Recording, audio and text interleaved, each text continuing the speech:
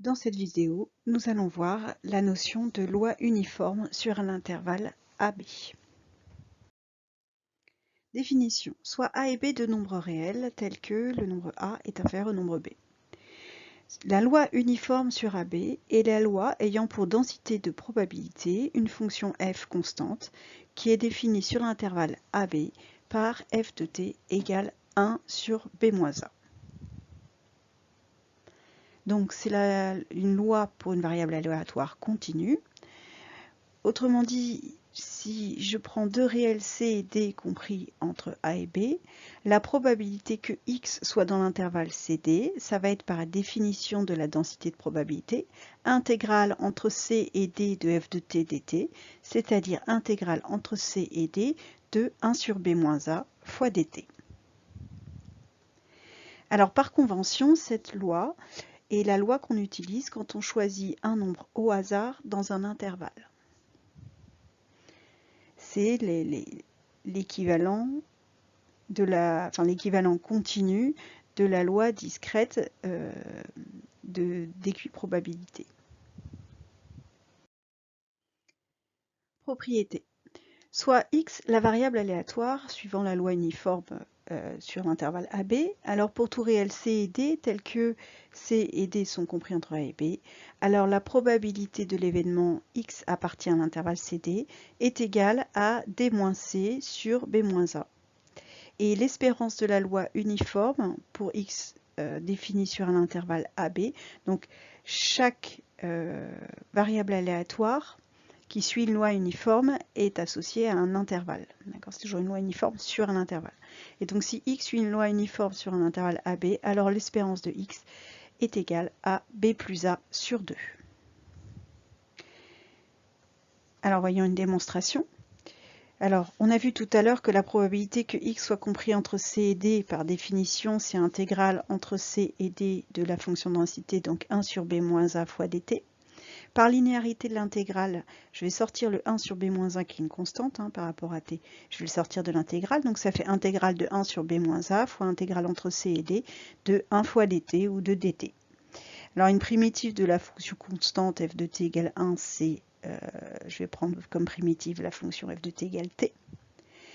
Et par conséquent, la probabilité que x soit compris entre c et d, c'est 1 sur b moins a fois t pris pour les valeurs c et d, donc c'est-à-dire 1 sur b moins a fois f de d moins f de c, c'est-à-dire d moins c. Donc ça fait exactement ce qu'on a écrit précédemment, d moins c sur b moins a. Alors une interprétation graphique. En fait, la loi uniforme, on a dit que c'était une loi dont la fonction de densité était constante et elle vaut b-a. 1 sur b-a, pardon. Donc en fait, voici la fonction f de t égale 1 sur b-a. Donc ça veut dire que l'aire de ce grand rectangle est égal à 1.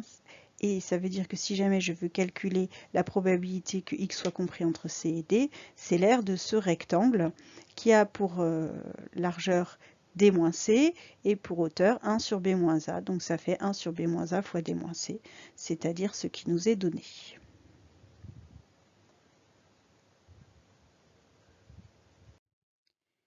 Alors maintenant, on va calculer l'espérance mathématique d'une loi uniforme sur un intervalle AB. Donc par définition, e de x c'est intégrale sur tout l'intervalle, donc sur AB de t fois f de t dt, donc t fois 1 sur b moins a dt. Par linéarité de l'intégrale, je vais sortir le 1 sur b moins a qui est une constante. Donc ça donne 1 sur b moins a fois intégrale de a à b de t dt. Une primitive de la fonction f de t égale t, c'est 1 demi de t carré. Donc c'est 1 demi de t carré calculé en b moins en a.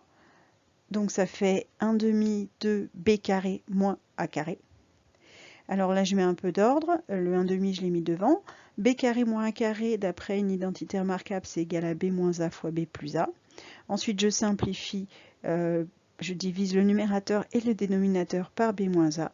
Et j'obtiens b moins a fois 1 demi, soit b plus a fois 1 demi, soit b plus a sur 2. Donc voici la démonstration du calcul de l'espérance.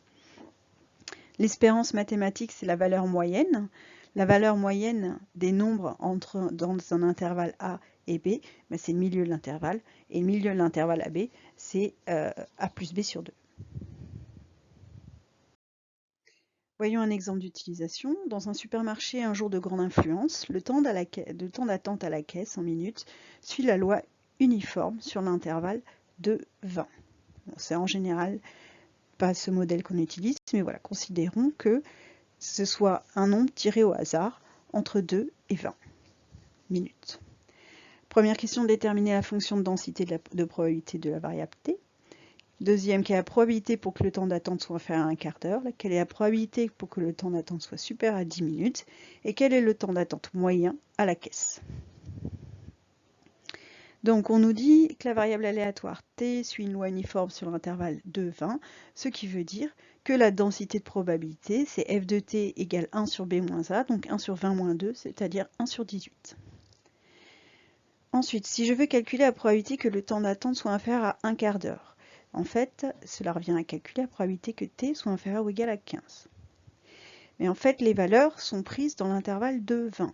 Donc c'est la probabilité que t soit compris entre 2 et 15. D'après la propriété qu'on a écrite précédemment, c'est égal à 15 moins 2 sur 18, c'est-à-dire 13 18e. Donc la probabilité qu'on en attende moins d'un quart d'heure à cette caisse est de 13 18e. À présent, calculons la probabilité que le temps soit supérieur à 10 minutes. La probabilité que t soit supérieur à 10 minutes dans l'intervalle de 20, puisqu'on est dans l'intervalle de 20, c'est la probabilité que t soit compris entre 10 et 20.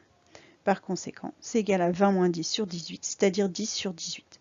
Donc la probabilité que le temps d'attente soit supérieur à 10 minutes est 10 sur 18, ou 5 sur 9 si vous préférez.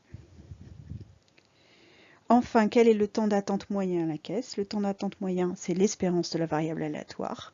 Donc, c'est A plus B sur 2, c'est-à-dire 20 plus 2 sur 2, ce qui me donne 11. Conclusion, le temps d'attente moyen à la caisse est de 11 minutes.